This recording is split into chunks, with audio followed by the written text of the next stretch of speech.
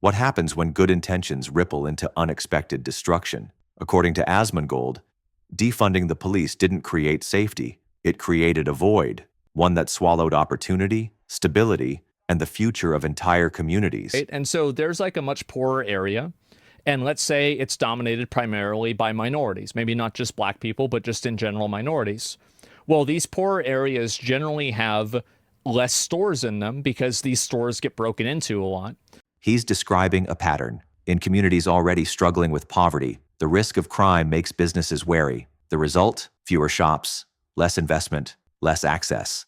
And while the cause is debated, the effect is visible. And so a lot of upper middle class liberal white people like to get together and talk about how much all cops are bastards and how they want to defund the police. And they do defund the police, and it succeeds. This is the ideological paradox he's pointing at. Movements born in privilege sometimes misunderstand the ground truth. For people living in safe suburbs, defund the police feels symbolic, a gesture of solidarity. But for those in vulnerable neighborhoods, it removes the thin blue line that separates fragile order from chaos. And so the communities that are actually in the most dire need of the police now don't have the police. It's a reversal of priorities. Instead of reinforcing protection where it's needed most, we retreat from it. And when safety disappears, so does everything built on top of it. And because the police are defunded, so are the businesses, because the businesses can't make their money back because they're getting their stuff destroyed and stolen. This is the second-order collapse. No police means more theft. More theft means higher insurance, lower profit, and ultimately, shuttered windows and for rent signs. It's not ideology, it's math. So then you have the good businesses that are moving out of these areas that are underprivileged.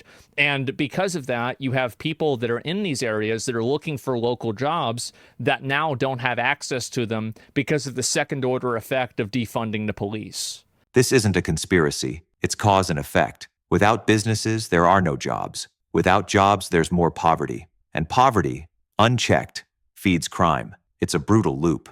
And this is the way that these things happen. Usually there are not, and this is the problem with discussing a lot of these issues. Food deserts are like, that's one example, but there's many examples of this. He's talking about system feedback, the way one change creates a dozen unintended consequences. From food deserts to job deserts, the problem isn't one policy, it's the cascade. And too often, the loudest voices aren't the ones closest to the damage. But do you know how you stop people from stealing? Is that you bring in more police, you arrest the people that are stealing, and then everybody else is happy. His solution is blunt, but clear. More enforcement, not less. Not to punish, but to protect. He's asking, who benefits when there are no consequences? Look at El Salvador. Like, no matter how bad you think anywhere in America is, it's nothing compared to El Salvador. And he just took care of it. Here, he draws on Bukele's controversial crackdown, a cure that's extreme, but, in his eyes, effective. It's not an endorsement, it's a provocation. What if compassion without control ends up causing more harm?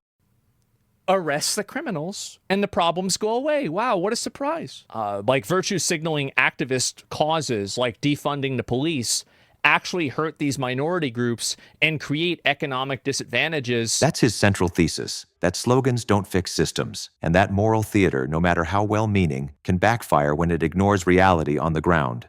Down the line through a chain of events. That's why it's happening. And these problems do exist, and they are real. But you can't talk about them because most people that are discussing these topics can't understand anything other than a direct cause and effect. He ends with frustration, not at the people suffering, but at the discourse itself. In his view, the conversation is too shallow, too reactive, and until we learn to see the full chain, from police budgets to local jobs, we'll keep repeating this cycle. Thank you for watching. Please hit like and subscribe to help our channel grow.